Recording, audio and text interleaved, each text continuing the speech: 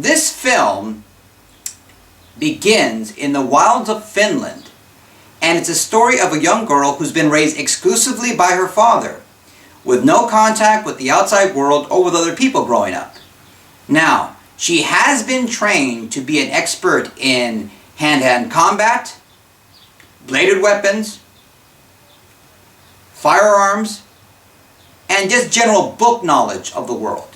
One day, she comes to the belief it's not enough, so she asks to interact with other people. Her dad, who had worked in Europe for the CIA, agrees, gives her a box, but tells her, as soon as you turn on this transponder, you go out to the world, but be aware there's someone out there who wants to see you dead. She decides to take the risk, turns on the transponder.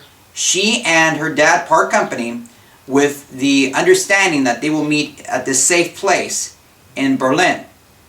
Okay, so the CIA comes by, picks her up, and she becomes, and after a brief imprisonment, she escapes and first is in Morocco, then crosses to Spain, later goes to Germany.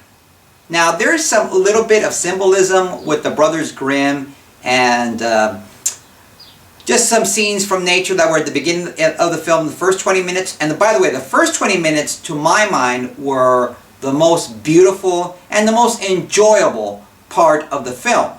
Now, let's talk about the things I liked. Well, first and foremost, Saoirse Ronan is amazing. She has this incredible screen presence and magnetism that really draws you in and a viewer. And pretty much, to me, she just made the film. Now, unfortunately, once we leave Finland, the film, to me, doesn't work as well. There are some kind of symbolic things which I thought were a little bit heavy-handed. And also, the Chemical Brothers did a lot of music for it. And I'm not really a fan of their kind of techno-electronic music. I can take them in small doses, but for me, as a viewer, it's just too much of it. What about Eric Bana as Eric? Well, again, he seemed really, really deadly at the beginning, but as the film went on, he became less deadly, and I'm thinking, okay, you don't seem as tough as advertised. Cate Blanchett as CIA handler Marissa. Well, again, she was trying too hard to be Southern. She had this Southern accent, which wasn't really consistent. And sometimes it was like, oh boy, you're coming on a little bit too thick with that accent. So that was kind of annoying to me. And I don't know if she's trying to be like, kind of like quirky or deadly, menacing. I don't know, but bottom line is her performance wasn't really that great. Now, two actors, though, supporting characters, I thought were really, really good. Well, you have Tom Hollander as Isaac, who's kind of like this really almost cartoony European assassin who Marissa contracts to bring in Hanna. And, you know, he's kind of, again, he's a little bit over the top with the German and, you know, and that kind of thing, but he was still entertaining. And so when he eventually gets his, you know, you don't really mind. You're kind of glad it happens.